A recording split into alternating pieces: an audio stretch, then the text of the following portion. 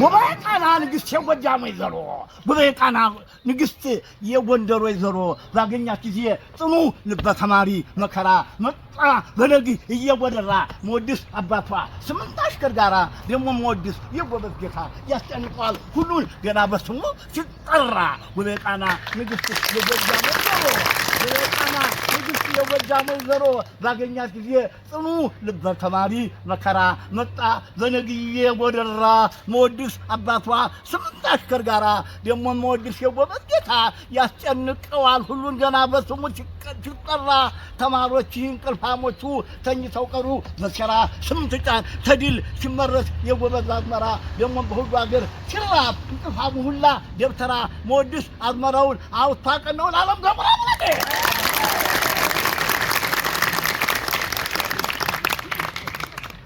ሰላም ውድ የንስር አምባ ሚዲያ ቤተሰቦቻችን ዛሬ ከስቱዲዮ ወጣ ብለን የአባይ ማዶ ደብረ ምህረት ቅዱስ ሚካኤል ቤተክርስቲያን የቅኔ የባህረ ሐሳብ ወይም ደግሞ የአቡሻህር እንዲሁም ደግሞ የሐዲሳት መምህር ከሆኑ ከመዝገበ ጥበብ መምህር አባ ህዋዝ እጅጉ ጋር ቆይታ እናደርጋለን። አብራችሁን ቆዩ። እሺ አባታችን እንግዲህ ሰዓቶትን ሰውተው እኛን ለማግኘት ፈቃደኛ ስለሆኑ በእግዚአብሔር ስም እናመሰግኖታለን መጀመሪያ እና ደግሞ ምን ጠይቀው ጥያቄ ስለ አብነት ትምህርት ቤቶች አመሰራረታቸው በስመ አብ ወወልድ ወመንፈስ ቅዱስ አሐዱ አምላክ አሜን። የአብነት ትምህርት ቤቶች አመሰራረት ምስረታዎች ወይም እንዴት እንደነበሩ እንዲያው ከረጅም ባጭሩ ለመናገር እፈልጋለሁ። እንግዲህ እግዚአብሔር አምላክ ይህን ዓለም ካለመኖር ወደ መኖር ፈጠረው ይላል ካለ በኋላ ጥበብ ሀነጠት ጥበብ ቤትን ሰራች ሰባት ምሰሶችንም አቆመች ይላል። ቤትን ሰራች ማለት ዓለምን ነው። ይህን ዓለም ነው። ሰባት ምሰሶችን አቆመች ማለት ደግሞ ብዙ ምሳሌዎች አሉት። ሰባቱ አህጉር ሰባቱ ሰማያት ይሆናሉ። እንደገና በተጨማሪ ሰባቱ ባህሪያት ሶስቱ ባህሪያተ ነፍስ አራቱ ባህሪያተ ሥጋ ናቸው።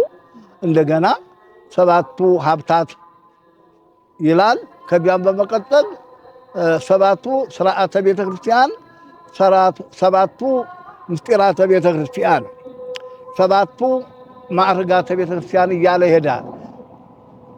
ሰባቱ ልሳናተ ግዕዝ ሰባቱ ልሳናተ ግዕዝ ወይም የአብነት ትምህርት ቤቶች ማለት ነው። እነዚህም ወይም እሊህም ሰባቱ ልሳናተ ግዕዝ ማን ናቸው ቢሉ አንደኛው ሁሉን የሚያስተዋውቅ በር ከፋቹ ቤት ብዙ በቤት ውስጥ ብዙ ቃል ግን ከዚያ ቤት ለመግባት በር አለው። የበሩ መክፈቻ ደግሞ አለው። መርሆ ይባላል። መርሆ ማለት ቁልፍ ማለት ነው፣ በር የሚከፈትበት። አሁን የነዚህ ሁሉ በር መክፈቻ ወይም ቁልፍ በር መክፈቻ ወይም ቁልፍ ቅኔ ነው። ቅኔ ማለት ምስጋና ቋንቋ ከሰባ ሁለቱ አንደኛ ቋንቋ ሲሆን ከሁሉም በላይ ምስጢራትን የሚያስተዋውቅ የሰማይን ምስጢራት ገልጦ የሚያሳይ አሁን የጠቀስናቸውን ልሳናተ ግዕዝ ምስጢራቸውን የሚከፍት የሚያስተዋውቅ ቅኔ ነው እና እነዚህ ሰባቱ አንደኛው ቅኔ፣ ሁለተኛ ድጓ ይባላል። ድጓ ማለት ደግሞ የቤተ ክርስቲያን ድጓ ወይም ትጥቋ ሴት ለወንድ ቀበቶ አለው፣ ለሴት ደግሞ መቀነት አላት። ለቤተ ክርስቲያናችንም ድጓ መታጠቂዋ አሁን የምንለው ድጓ ነው። ድጓ ማለት በትግሬም የትግሬ ቋንቋ ነው። ብዙ ምስጢር ያካትታለው። ድጓ ማለት ጾመ ድጓን ዝማሬ መዋሥዕትን ጨምሮ የያዘ ነው። ይህም ከ20 ሺህ በላይ ቁጥሩ የበዛ ነው። ለነገር ግን ይህም ድጓ ቤተልሔም በሚባለው በጋይንት ወረዳ ለመጀመሪያ ጊዜ በዚያ ማስመስከሪያ ተብሎ መጀመሪያ የደረሰው ቅዱስ ያሬድ ቢሆን በ6ኛው ክፍለ ዘመን ከዚያ ወዲህ ሊቃውንት እየሞቱ እየተተኩ ከዚያ ጀምሮ እስካሁን ድረስ ብዙ ሊቃውንት እየተማሩበት ያለ የድጓው አብነት ትምህርት ቤት ቤተልሔም ይባላል። ደግሞ አቋቋም የሚባለው ብዙ ስያሜ ያለው ታንኳ፣ ወንቃ፣ ታይቤት፣ ላይቤት የሚባል አለው። ሰቆጤም የሚባል አለው። ፋኖ የሚባለው ሌላ አለው። ብዙ አይነት የተለያየ ክፍል አለው። ይህም ዋናው ጎንደር ባታ ከጥንት ጀምሮ እስካሁን ድረስ ለመጀመሪያ ጊዜ ግን መዝሙረ ቅዱሳን የሚባል በወሎና በሐረር መካከል ደብረ አዘሎ የምትባል ገዳም ነበረች።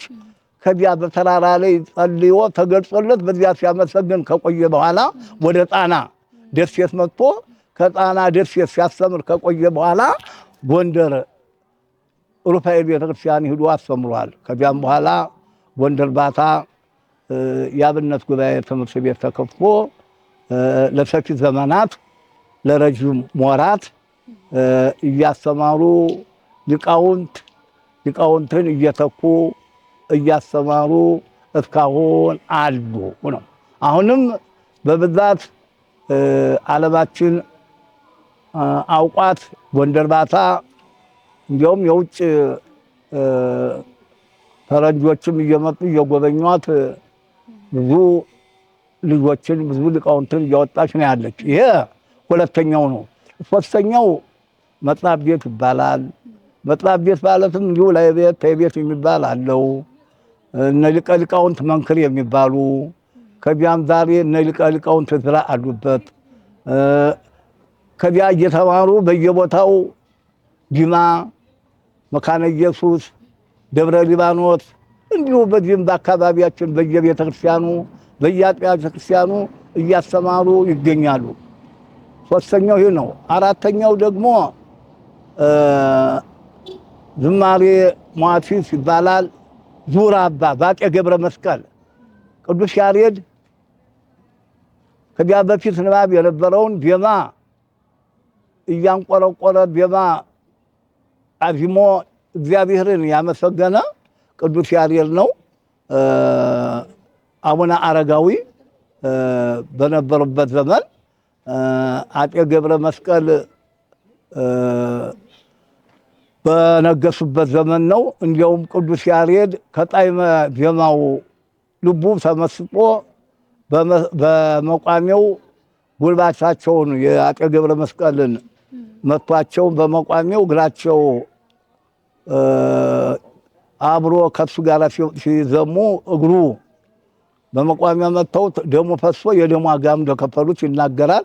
ዙር አባ ማለት መንገለ ሆህታ ለምስራቅ መግቢያዋ ጫካ ዱር ስለነበረ መግቢያው ጠፍቶት ወደ ምስራቅ ዙርና ውጣ ብሎት ዙር አባ ብሎት በዚያ ዙሮ ወጥቶ በተራራው ላይ አቡነ ያሬድ ማነው አቡነ አረጋዊና አቡነ ያሬድ በዚያ ተራራ ላይ ዘምረውበታል። እግዚአብሔርን አመስግነውበታል። ዝማሬ መዋሥዕት በዚያ ቦታ እስካሁን የአብነት ጉባኤ ትምህርት ቤት ተከፍቶበት እየተማሩበት ነው ያሉ። እነንታ ጓንጉል የሚባሉ አሉ። ከዚያም ወዲህ ብዙ ሊቃውንት በየቦታው እየተማሩ እያስተማሩ ይገኛሉ። ዝማሬ ማለት ዘመረ፣ አመሰገነ፣ ምስጋና ማለት ነው። መዋሥዕት ደግሞ ሰው ሲሞት የሚፈታበት ከእግዚአብሔር ጋር ይቅርታን ለመጠየቅ የሚጸለይ ጸሎት ነው ማለት እንግዲህ ይሄን የመሳሰለ ነው። ቅኔም በየቦታው ነው የነበረ። አይነቱ ክፍሉ በሶስት ይከፈላል። መንገዱ ግን ከ500 በላይ ነው። ክፍሉ ግን በሶስት አይነት የሚከፈለው ጎንጅ፣ ዋሸራ፣ ዋርላ ይባላል። እንዲያውም በጎንደር ነበረ ነው የሚሉ ዋኖቹ ግን የሚታወቁት ጎንጅና ዋሸራ ዋርላ ናቸው። በዚሁ እስኪ ስለ ትምህርት ቤት ክፍሎችና የእውቀት ዘርፎችና ስርዓቶችንም በዚሁ እስኪ እንገሩን። እሺ፣ በጣም ጥሩ አመሰግናለሁ። እንግዲህ ስርዓቱ የቅኔ በጣም ተምሮ ሲያስመሰክር የምስክር ደብዳቤ ወይም ማህተም ይሰጠዋል። የማዕረግ ስም ይሰጠዋል። መጋቢ ምስጢር ይባላል። ወይም መጋቢ አይላፍ፣ ወላዲ አይላፍ እየተባለ ይሰየማል። ለመጀመሪያ ጊዜ ዋናው ስሙ የሚሰጠው መጋቢ ምስጢር ነው። መጋቢ ምስጢር ማለትም ምስጢርን ካለማወቅ ወደ ማወቅ፣ ከጥማዌ ወደ አይምሮ። ጥማዌ ማለት ድንቁርና ነው። አይምሮ ማለት እውቀት ነው። ካለማወቅ ወደ ማወቅ የሚያሸጋግር ምስጢርን የሚመግብ ስለሆነ መጋቢ ምስጢር ይባላል። በብዛት ያው አሁን ዛሬ ባለንበት ዘመን በዚህ በባህር ዳር እንደነ ወላዲ አይላፍ ቅዱስ፣ በጎንደርም ወላዲ አይላፍ ነቃ ጥበብ የሚባሉ የቅኔ ባለሙያ አሉ። እነሱ የመሳሰሉ ከዚህ በፊትም በዚህ በደራ ሐሙሲት ክቡር አባታችን የንታ ጥባቡ የሚባሉ ነበሩ። እኒህን የመሳሰሉ እነ ግጫው እና አይና ጎሹ፣ አራት አይና ጎሹ የሚባሉ ሴቶችን ሳይቀር የሴቶች ባለሙያዎችና ሴቶችም ዕውቀት እነ ፈትለ ወርቅ፣ እነ ወይዘሮ ሃይማኖት፣ እነ እማሆይ ገላነሽ የሚባሉ ነበሩ። ሴቶች ተማሪዎች ማለት ነው። የሴት መምህራኖች፣ ተማሪዎች ሳይሆኑ ተምረው ያስተማሩ። የተማሩትማ ብዙ ነው። የተማሩት ዛሬ የሚማሩ አሉ። ግን ተምረው የሚያስተምሩ ዛሬም አሉ። ወራሚት ገብርኤል አለች ይመስለኛል፣ አንዲት እማሆይ ማን የሚሏት። እዚህም ጊዮርጊስ ከኛ ፌደራል ጊዮርጊስ አንዲት እማሆይ አለች። ከዚህ በፊት ግን የነበሩት ስመጥሩ ብዙ የቅኔ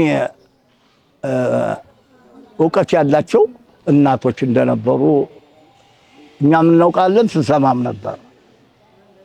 እና ቅኔ ማለት እንግዲህ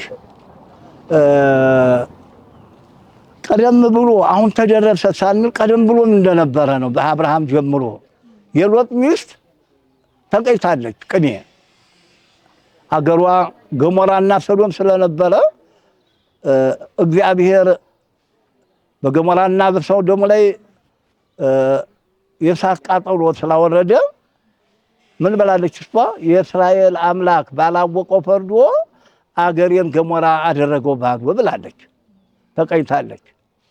ከዚያም ያሬድ ተቲተ ያሬድ በኢተቲተ ለቅኔያቱ ደቂቅ መሃነጽ ቤተያሉ ከያሬድ በኋላም የተነሱ ሊቃውንት ያሬድ ቅኔ ተቀኝቶ እንደነበረ መስከረዋል። ቅኔ በ500 ዘመንም የዘካርያስ የክርስቶስ ወዳጁ የዘካርያስ ልጁ ዘር ካለቀ ደም ከደረቀ የተወለደው ዮሐንስ በሚያስተምርበት ጊዜም ዋርሳ አትውረሱ ድንበር አታፍሱ እያለ ሲያስተምር ፊልጶስ የሚባል የወንድሙን ሚስት ወርሶ ስለነበረ እሱን እየገሰጸ ያስተምር ነበረ። የፊልጶስ ሚስት ሄሮድያዳ ትባላለች። ዘፋኝ ልጅ አለቻት። ስትዘፈን ምን ብላለች? ድንበር አታፍርሱ ዋርሳ እንዳትወርሱ ድንበር አታፍርሱ ዋርሳ እንዳትወርሱ ብሎ ያለው ማን ነው? ብሎ ያለው ማን ነው? ዮሐንስ እንደሆነ አንገቱ በላይ ነው። ዮሐንስ እንደሆነ አንገቱ በላይ ነው ብላ ተቀኝታለች። ይህን የመሰለ ቅኔ ነበረ። ያሬድም ግድ ቤቱ አይግጠም እንጂ እየተቀኘ ነበረ። ዋናው ግን በስፋት ቅኔ በአጤ በእደ ማርያም ነው ዮሐንስ ገብላዊ የደረሰው። ከዚያም እነ ተዋይነይ እነ ደቅ እስጢፋ እንደደረሱት ይነገራል። ከዚያ እየተያዘ ቆይቷል። እንግዲህ ቅኔ ማለት እግዚአብሔር የሚመሰገንበት ሰውም ደግሞ በሰራው ስራ ለሰውም ኢሳይያስ ለወዳጅ ቅኔ እቀኛለሁ እንዳለ በምዕራፍ 5 ላይ ቅንዬ ከያሬድ የተገኘ ይባላል።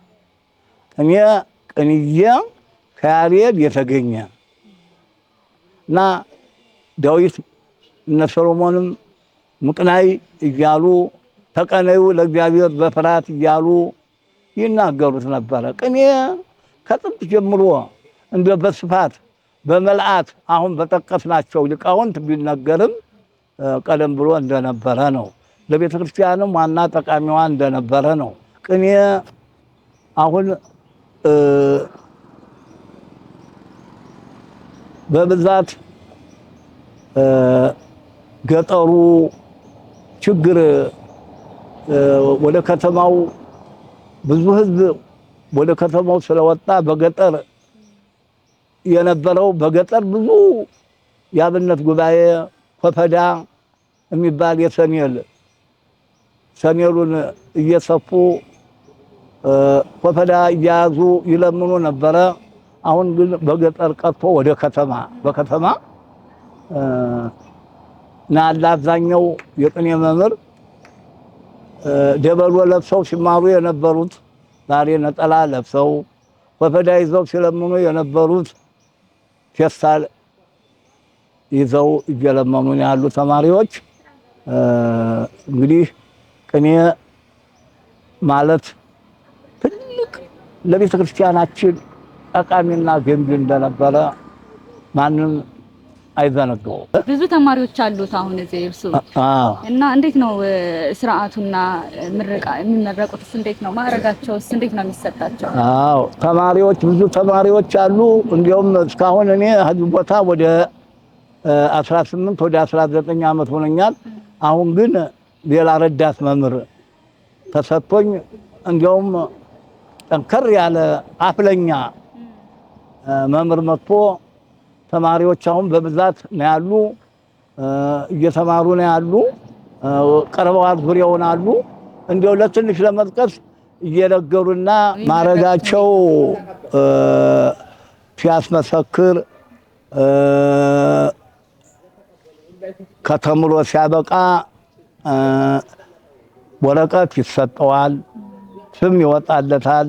እንደገና ለትምህርት ግን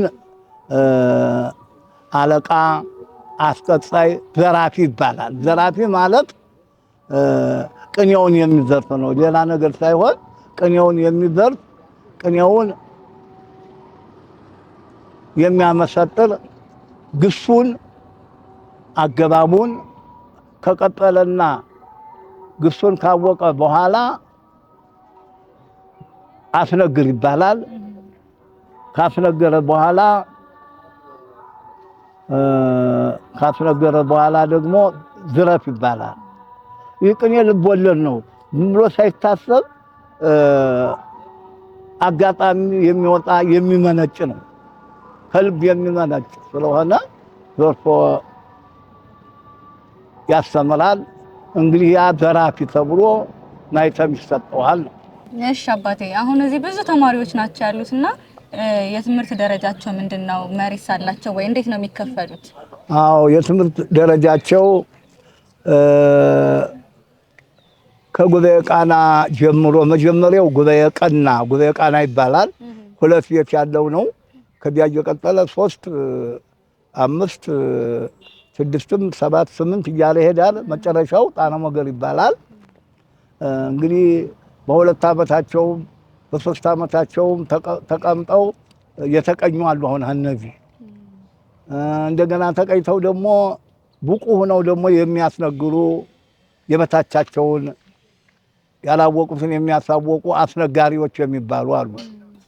ጥበብ ሐነጸት እንተ ጉባኤ ማይፈድ ጥበብ ሐነጸት እንተ ጉባኤ ማይፈድ ጥበብ ሐነጸት እንተ ጉባኤ ማክፈድ አምጣነ ላቲ አቀመት 7 ልሳናተ ግዕዝ አይማድ አምጣነ ላቲ አቀመት 7 ልሳናተ ግዕዝ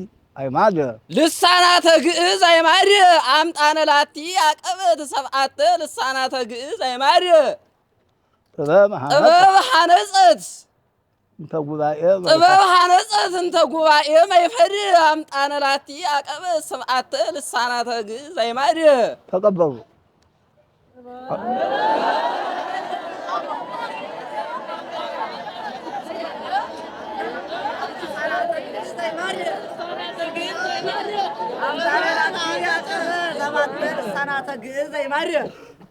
እሺ ጥበብ የአብነት ትምህርት ቤት የጉባኤ ቤትን ሰራች።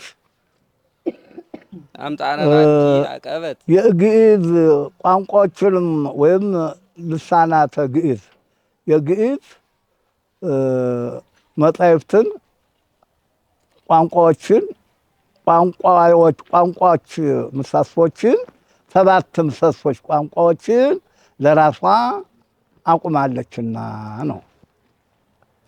ጥበብ ሐነጸት እንተ ጉባኤ ማይፈድ አምጣነ ላቲ አቀበት 7 ልሳናተ ግዕዝ አይማድ ይራቀጡ ይበቃል። አብነት ያህል ነው፣ ሰጥቶ ማሳያ ነው። እንግዲህ እንደዚህ እያለ ይቀጥላል፣ እስከ መወድስ ይሄዳል። አካሄዱ ይሄ ነው። እንደገና ይኸውን በግዕዝ ተብሎ በአማርኛ ተተርጉሟል። ከተተረጎመ በኋላ ደግሞ ይራቀቃል። መራቀቅ ማለት ጥበብ የተባለች የእግዚአብሔር ጥበብ እግዚአብሔር ወልድም ይለዋል ጥበብ ናት። እና ጥበብ 7ቱን ዕለታት 7ቱ ቤተ ጉባኤን 7ቱ ሀብታትን 7ቱ ስርዓተ ቤተ ክርስቲያንን 7ቱ ማዕርጋተ ቤተ ክርስቲያንን 7ቱ ሊቃናትን ፈጠረች። ሐነጸት ማለት ሰራች ማለት ፈጠረች።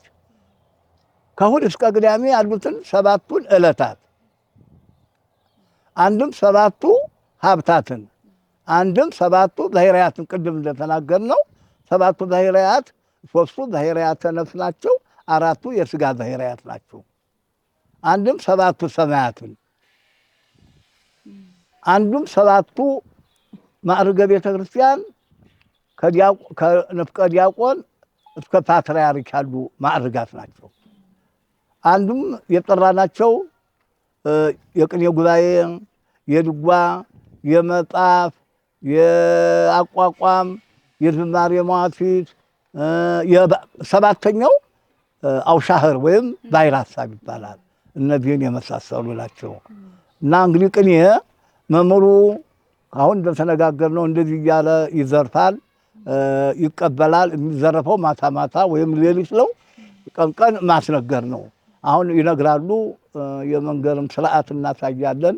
እስኪ መምህራሉ እንግዲህ መምህር ለዓለም ይባሉ ለእሳቸው ልስጣቸው እና እሳቸው ደግሞ አንድ ጉባኤ ቃና ወይም የሚናገሩትን ይኖራቸዋል፣ ይናገሩ። ቅድም አዲስ መምህር መጥተዋል ብዬ ተናገርኩታሉ።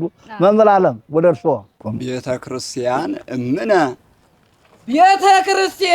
እምነ ወርሃ ብዙህ ምንዳቤ ብዙህ ምንዳቤ ቤተ ክርስቲያን እምነ ወርሃ ብዙህ ምንዳቤ ውሉድየ እስከ ማእዜኑ ይልህቁ ትቤ ይልህቁ ትቤ በጣም ጥሩ በሉ። ቤተ ክርስቲያን እምነ ወርሃ ብዙህ ምንዳቤ ውሉድየ እስከ ማእዜኑ ይልህቁ ትቤ አንድ ጊዜ ብላችሁ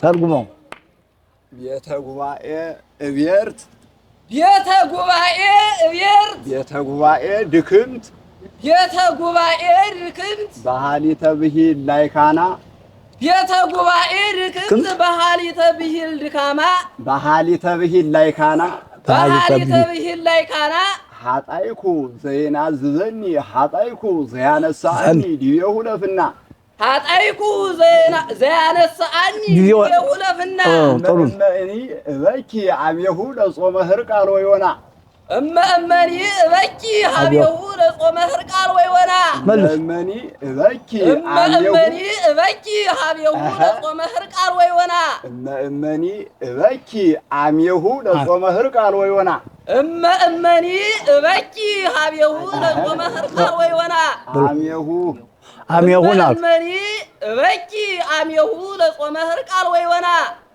ኃጣይኩ ዘያነሳኒ ፍና ዲቤሁ ለፍና ቤተ ጉባኤ ድክምት በሃሊተ ብሂል ላይካና ኃጣይኩ ዘያነሳኒ ዲቤሁ ለፍና ኃጣይኩ ዘያነሳኒ ዲቤሁ ለፍና እመእመኒ እበኪ አሜሁ ለጾመ ህርቃል ወዮና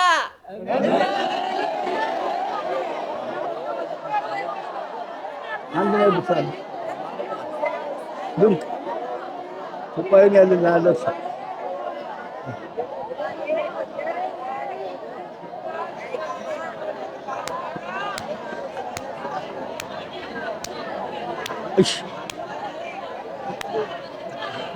እሺ አንድ መወድስ አማርኛ ይበሉና ይበቃና አንድ መወድስ አማርኛ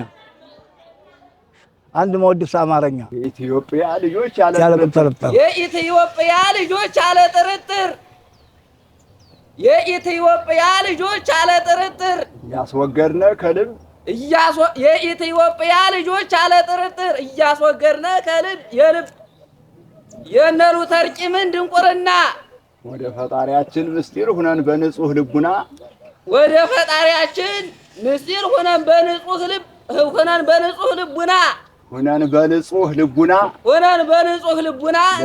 ለኢትዮጵያ እንጸልይ እስኪ እንዲቆም በኢትዮጵያ ጦርነት ስንፍና አይዞህ ለኢትዮጵያ እንጸልይ እስኪ እንዲቆም በኢትዮጵያ ጦርነት ስንፍና ሆነን በንጹህ ልብ ብንጠይቀው ለእግዚአብሔር ምስጢር የሚሳነው ነገር የለምና ሆነን በንጹህ ልብ ብንጠይቀው ለእግዚአብሔር ምስጢር የሚሳነው ነገር የለምና ብሎ ገዳያቸውም ማን እንደሆነ ምንም ሳይታወቅ በደህና ስንቶች ምዕመናኖች እየወደቁ በየጎዳናው ይቀራሉና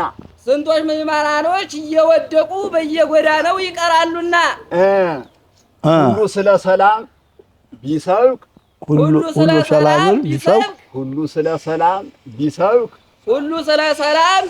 በየሄደበት ጎዳና አይቀርም ነበር እየወደቀ የሀገራችን ሕዝብ ጉባኤ ቃና አይቀርም ነበር እየወደቀ የሀገራችን ሕዝብ ጉባኤ ቃና የኢትዮጵያ ልጆች አለ ጥርጥር እንጸልይ። ያው ምንድነው ጸሎት በዚህ ዘመን አስፈላጊ ነው። ማንኛውም በዘመናችን የተለያዩ ነገሮች ይከሰታሉ ማለት ነው። ግን ይህ የሚሆነው በእግዚአብሔር ፈቃድ እግዚአብሔር ይቁም ያለው ሁሉ መቆም ይችላል። እግዚአብሔር ዛሬ በዚህን ቀን ይህ መደረግ አለበት ያለው መሆን ይችላል። ለእግዚአብሔር እስመ አልቦ ነገር ዘይሳነው ለእግዚአብሔር እግዚአብሔር የሚሳነው ነገር የለም። ማንኛውም ሰው ከጾመ ከጸለየ ወደ እግዚአብሔር ካለቀሰ ምንም ሰላም ይመጣል እንጂ ይቀራል ተብሎ አይታሰብም ማለት ነው። ስለዚህ ጸሎት ያስፈልጋል ነው። ማንኛውም በየሃይማኖቱ ማንኛውም በያለበት ቦታ ሁሉ መጸለይ አስፈላጊ ነው። ከተጸለየ ሰላም ይመጣል። በየጎዳናው ማንም እየወደቀ መቅረት አይችልም ማለት ነው። አሁን ወንድሙ ለወንድሙ የማይራራበት ዘመን ነው። እኔን ወንድሜ ቢያገኝ በመንገድ ላይ ቀጭቶ ይሄዳል። ማን እንደገደለኝም አይታወቅም። ግን ከተጸለየ ሰላም ይመጣል ነው። ና እንጸልይ። በተለይ በቤተ ጉባኤ ያሉ ተማሪዎች እየተራቡ እየተጠሙ የተለያዩ ችግር እየደረሰባቸው የሚኖሩ ናቸው። እግዚአብሔር ይሰማቸዋል ተብሎ ይታሰባል። ምክንያቱም የተለያዩ መከራዎች ጸዋትወ መከራዎች በቤተ ጉባኤ ላይ ይከሰታሉ ማለት ነው እና በተለይም በእኛም ይሁን ሌላውም ማንኛውም ሰው መጸለይ ያስፈልጋል ነው ለሰብ። ለወርቅ ግን በየጎዳናው የሀገራችን ሕዝብ ጉባኤ ቃና እየወደቀ ይቀራል ማለት ያው እንደምታዩት በየመስመሩ ላይ ነው ጉባኤ ቃናን የምንነግራት ማለት ነው። ግን የሚደረግም በየመስመሩ በየጎዳናው ላይ ነው። ነገራም ቦታ ከሌለን አንፃር በየጎዳናው ላይ ነው። ተማሪውም የሚያድር በየጎዳናው ላይ ነው ማለት ነው። ስለዚህ በየጎዳናው እየወደቀ ጉባኤ ቃና የሀገራችን ሕዝብ ይቀራል ማለት ጉባኤ ቃና በየመስመሩ ላይ ቅኔ ይነገራል፣ ዘረፋም ይዘረፋል። ተማሪውም አስነጋሪው መምህሩ መስመር ለመስመር በየጎዳናው ላይ ነው የሚያስነግሩ የሚነግሩ ማለት ነው። እስኪ በለው ወደዛ ዛምላችሁን ቀጥሉ። የተጉባኤ ርክብት ባህሊተ ብሂል ላይ ካና ሀጠይቁ ዘያነሳአኒ ዲቤ ውለፍና እመኒ እበኪ አሜሁ ለጾመ ህርቃል ወይወና ደከም ያለች ጉባኤ ቤተ ጉባኤ ባልቴት በህርቃልና በዮናስ ጾም ጊዜ ባለቅስ ብጮህ ከመንገድ ላይ የሚያነሳኝ አጣሁኝ ተለላኪዎቿን ያለች ናት። ደካማ የምትሆን ባልቴት ቤተ ጉባኤ በዮናስና በህርቃል ጾም ጊዜ ብጮህ ባለቅስ ከመንገድ ላይ የሚያነሳኝ አጣሁኝ ተላላኪዎቿን ያለች ናት። ያው ለሰሙ እንግዲህ አንዲት ባልቴቶች አይችሉም። በመንገድ ላይ ሲጓዙ እንቅፋት ነካ ሲያደርጋቸው ደፋ ብለው በዚያ ላይ ይጮሃሉ፣ ያለቅሳሉ። ወርቀው ከመሬት ላይ ማለት ነው የሚያነሳቸው ያጣሉ። ከዚያ ተለላኪዎቻቸው እንደዋዛ ሲያገኟቸው በቃ ዛሬ እኮ መንገድ ላይ ወድቄ የሚያነሳኝ አጥቼ ባለቅስ ብጮህ ማን ይረስልኝ ይላሉ ለሰብ ማለት ነው። ለወርቅ ግን ምንድነው ከተባለ በጾመ ዮናስም ይሁን በጾመ ህርቃል አሁን አብይ ጾምን እንዘልቃለን ማለት ነው። በየጎዳና ከጎዳና ላይ የሚያነሳኝ አጣሁ ቤተ ጉባኤ አለች ማለት ያው እንግዲህ ቤተ ጉባኤ ታላቅ ናት። ከቤተ ክርስቲያን ይልቅ ጳጳሳት የሚወጡባት፣ ሊቃውንት፣ መነኮሳት፣ ዲያቆናት፣ ካህናት የሚወጡባት ቤተ ጉባኤ ናት። ክብር ሊሰጣት ይገባ ነበረ። ነገር ግን በየጎዳናው ላይ ነው ያው መስመሩ። በዚህ መኪናው ይሄዳል፣ ጩኸቱ፣ የመኪናው ድምፅ፣ ሰው አልኋጁ ሁሉ ይታገልበታል። ተማሪው ልቡናው አንጊዜ ወደ መኪናው ይሄዳል፣ አንጊዜ አልኋጁ በቃ የተለያዩ ሰዎች ስለሚያልፉ ወደዚያ ልቡናው ይሄዳል። ለቤተ ጉባኤ ክብር ይሰጣት ነበር። ነገር ግን መንገድ ለመንገድ ላይ ያው ቅን የሚደረጋል። ተማሪውም ተስፋ ከፍቅር ጽናት የተነሳ ተስፋ ሳይቆርጥ ይኖራል ማለት ነው። እንደዚያ ነው። እሺ በቃና ቀጥታ እስኪ ቀጥታ ቤተ ክርስቲያን ምን ወርሃ ብዙህ ምንዳቤ ውሉድየ እስከ ማእዜኑ ይልህቁትቤ ቤተ ክርስቲያን እናታችን በችግር ወራት ጊዜ ልጆች ደቀ መዛሙርት እስከ መቼ ያርጋሉ አለች። እንዲያው ልጆች እስከ መቼ ያርጉ ይሆን አለች። ቤተ ክርስቲያን እናታችን በበዛ ችግር ወራት ጊዜ ልጆች እስከ መቼ ድረስ ያርጉ ይሆን አለች። ያው ለሰሙ እንግዲህ እናት ልጆቿ ቶሎ ቢያርጉላት ትወዳለች፣ ትመኛለች ማለት ነው። እንዲያው ልጄ መቼ ነው እንዲያው አድገህ ማይ እንዲያው ልጆቼ ግን ለቁም ነገር የሚደርሱልኝ መቼ ነው እያለች ትመኛለች ማለት ነው። እናት ለልጆቿ ታስባለች፣ እንዲያ እያደረገች ትመኛለች ለሰብ። ለወርቅ ግን ይችን ቤተ ክርስቲያን የሚረከቧት በችግር ወራት አለች አይደለም። ይችን ቤተ ክርስቲያን የሚረከቧት እንደዚህ በችግር ረሃቡን ጽሙን እየታገሱ ምንም በቃ እየተንከላቹ በዚህ ሌት ሐሩረ ቁሩ ቀን ሐሩረ ፀሐዩ እንዲሁ ትኋኑ ቁንጫው ምኑን ይህን ሁሉ ችለው የወጡ ተማሪዎች ናቸው ነገ ቤተ ክርስቲያንን የሚረከቧት ማለት ነው። ዛሬ እንዲሁ ነው ሲያዩዋቸው ልክ እንደ እብድ ውሻ አንዳንድ ሰዎች የሚመለከቱት የሚጸየፉት ተማሪውን ፎጣ ለብሶ ስለሄደ በጣም ከስሎ ጠቁሮ ስለተጓዘ እንደ ውሻ እንደ ታማሚ ውሻ የሚመለከቱት ይኖራል። ነገር ግን ነገ ጳጳስ የሚሆን አምሞ ጠምጥሞ የሚታይ ለቤተ ክርስቲያን ደራሽ የሚሆን በዚህ ቤተ ጉባኤ ላይ የሚወጡ ናቸው። እስከ መቼ ያድጋሉ ማለት ደቀ መዛሙርቶች እንዲሁ እስከ መቼ ይደርሱላት ይሆን ለቤተ ክርስቲያን ቶሎ ቶሎ ተምረው ለማለት ምኞት ነው። ሂድ እስኪ ቤተ ክርስቲያን ምን ወርሃ ብዙህ ምንዳቤ ውሉሪ እስከ ማእዜኑ ይደፈቁት ቤተ ክርስቲያን ምን ወርሃ ብዙህ ምንዳቤ ደቀ መዛሙርቶች በየጊዜው ይመጣሉ። ነገር ግን ምኝታ የላቸው። የሚሰኙ በየዲሽቦሹ ነው፣ በየገደሉ ነው፣ በየሜዳው ነው፣ በየመክፈልት መቢያው ነው። ቢያንስ ቤተ ጉባኤ ተማሪዎች እንማር የሚሉ ሲኖሩ እናስተምር የሚል ሰው ሲኖር እንዲሁ በቃ የተሻለ ቦታ በመንግስትም ይሁን በቤተ ክርስቲያናችንም ይሁን የተሻለ ቦታ እንዲሰጠው ትብብር ብታደርጉ። ደቀው ከዚህ ምንድን አለ መሰላቸው? ሽንት ቤት የለውም ለዚህ ሁሉ ደቀ መዛሙርት። እርግጠኛ በሚዲያው ላይ ብዙ ነገር ተከታታዮችም ስለሚኖሩ ብዙ ደጋፊዎችም ይኖራሉ ተብሎ ይታሰባል። ሽንት ቤት የለም፣ ውሃ የለም፣ ምኝታ የለም። ግን ይህ ሁሉ እንዴት ነው ሰው በልቶ ካልበላ ካልጠጣ ካልተኛ የት ላይ ይኖራል ተብሎ ይታሰባል። እና ይህንን ሁሉ በተቻላችሁ መጠን ብታዩት በጣም መልካም መስሎ ይታየኛል። ምክንያቱም እንዳልኋችሁ ሽንት ቤት የለም፣ ውሃ የለም። የት ላይ ነው ይጠጣሉ? የት ላይ ያመጣሉ? በየሰፈሩ ለምነው እባካችሁን ወይም በብር እንግዛችሁ ወይም ከቻላችሁ ስጡን ብለው ለምነው ነው ያመጡ። ምኝታም እንደምታዩት ሌት ላይ ብታዩ ጠቅላላ መስመሩ ዳሩ እንደ ጎዳንስ ነው ተዘርግተው የሚያሉ እና በዚህ የሚሰማኝ ነገር ይኖራል። ሌላ ያው እንደ እግዚአብሔር ፈቃድ ጌታም እርግጥ ሲያስተምር የነበረ የተመቻቸ ቦታ አላገኘም። በየተራራው በደብረ ታቦር በየኮረብታው ነው ሲያስተምር የነበረ። ያ ሲታሰብ ያው ችግር የለውም ወደ ማለት ይመጣል። ግን እንደየዘመኑ ደግሞ ሲታይ የዘመናውያን ተማሪዎች ምንድነው ምግብ ተሽሏቸው ልብስ ተሽሏቸው መዝወልድ ምኝታው ምኑ የተለያየ ነገር ወጪ እየተደረገላቸው ነው የሚማሩ።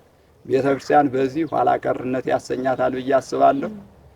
እንዲያው ይህ ሁሉ ምእመናኑ ቢነቁበት መናፍቃን ዛሬ ቤተ ጉባኤ ዋናው ምንጩ አብያተ ክርስቲያናትን ለመደምሰስ ቤተ ጉባኤና ገዳማትን ማጥፋት ነው መደበኛው። ቤተ ጉባኤዎች ከጠፉ ገዳማት ከጠፉ ሌላ ተተኪ ምንም የላትም ለቤተ ክርስቲያንና ከዚያ በኋላ መጀመሪያ ግን ማጥፋት ያለብን እኒህ ሁለቶችን ነው በማለት ነው የተነሱ።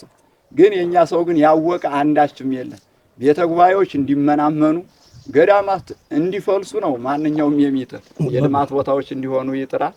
ግን ማንኛውም ህዝበ ክርስቲያን ቢነቃ ቤተ ጉባኤዎች እንዲስፋፉ ቢሆን ገዳማትም እንዲሁ እንዲገደፉ ቢሆኑ መልካም ነው እላለሁኝ። ይጨርሳለሁ። በጣም እናመሰግናለን።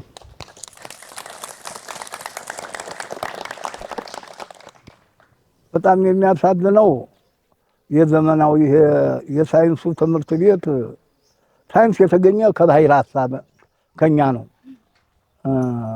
ለሳይንስ ብዙ ፎቅ ቤት እየተሰራ ከኛም ሆነ ቦታዋ ጠባብ ናት። ፎቅ ቤት ከሁለት ከሶስት የደረሰ ተሰርቶለታል።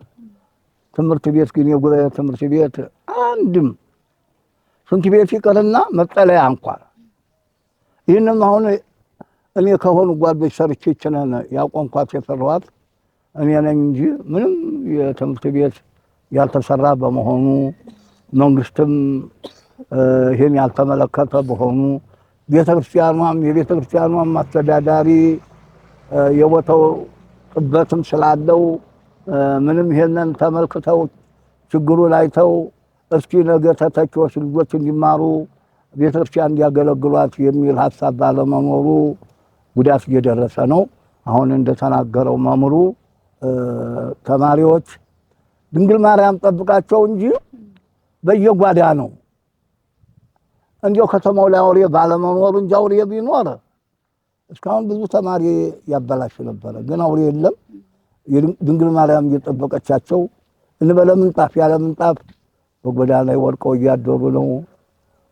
ስለዚህ ከተቻለ ይሄንን ብትነግሩልን፣ የተጠማ ወደ ፈሳሽ የተበደለ ወደ ነጋሽ ይባላል። ብታመለክቱልን ጥሩ ነው። ለዛሬው ግን ፕሮግራማችን እግዚአብሔር ስሙ ለዘላለም የተመሰገነ ይሁን። አላሰብነውም። ተማሪዎችም ሰብሰብ ብለው ፕሮግራማችን ጨርሰናል። ወስብሐት ለእግዚአብሔር። ቃልዎትን ያሰማልን አባታችን። ውድ ተመልካቾቻችን ከመምህር አባ ህዋስ እጅጉ ጋር የነበረን ቆይታ ይህንን ይመስል ነበር። በፕሮግራሙ ብዙ ትምህርቶች እንደጨበጣችሁበት ባለሙሉ ተስፋ ነን። ንስር አምባ ሚዲያን ላይክ፣ ሼር፣ ሰብስክራይብ ማድረግ እንዳይረሳ። እንዲሁም ደግሞ ኮሜንታችሁን አስቀምጡልን። በቀጣይ ሳምንት በሌላ ፕሮግራም እንገናኛለን። መልካም ሳምንት።